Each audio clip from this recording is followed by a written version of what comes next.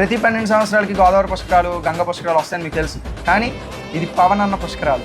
ఎలా అంటే ఎప్పుడో ఖుషి తర్వాత 12 సంవత్సరాలకు వచ్చిన, అత్తారింటికి దారి తర్వాత వచ్చిన 12 సంవత్సరాలకు వచ్చిన పుష్కరమే ఇది. నిన్న రాత్రి 10 PM షోకి వెళ్ళడం జరిగింది. ఫ్యాన్ షోకి వెళ్ళా, ఒక ఫ్యాన్ లాగా. కానీ ఇవాళ ఒక సాధారణ ఆడియన్లా, TFI ఫ్యాన్లా వెళ్ళా. ఇవాళ అయితే నాకు నిన్న ఎంత హై ఇచ్చిందో ఇవాళ అంతే హై ఇచ్చింది సినిమా. 20 minutes ఆ లవ్ యాంగిల్ ఏదైతే ఉందో అది కొంచెం నార్మల్గా, అంటే అంత హై మధ్యలో సడన్గా ఇలా వచ్చేసరికి మనకు ఒక ఫీలింగ్ వస్తుంది అంతే తప్ప ఇంకేం లేదు. స్టోరీ రైటింగ్ బాగుంది, లింకింగ్ బాగుంది, చాలా క్లిఫ్ హ్యాంగర్స్ ఉన్నాయి, చాలా స్టోరీ ఇంకా మనకి రాసుకోవడానికి చాలా పాయింట్స్ వదిలాడు సుజీత్ గారికి.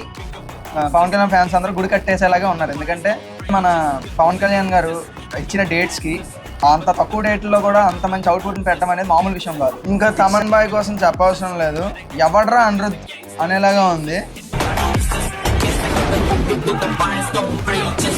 అసలు కొట్టాడు భయ్యా. అసలు మధ్యలో ఇంటర్వెల్ బ్యాంగర్ దగ్గర ఒక మాస్ బీజియం కొట్టాడు, అదైతే అదిరిపోయింది.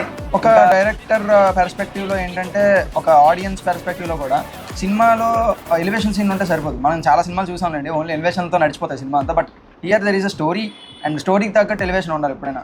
ఎక్కడ పడాల్సింది అక్కడ పడింది, ఆ కట్అవుట్కి మ్యాచ్ అయ్యేలాగా ఉంది. మీకు సుజిత్ సినిమాటిక్ యూనివర్స్ కోసం తెలుసా? చెప్పాలా?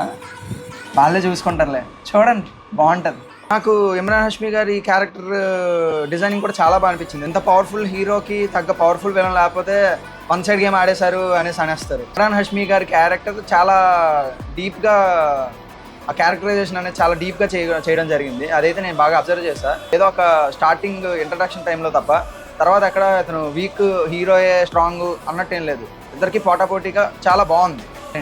చూడండి ఓజీ, బాగుంటుంది.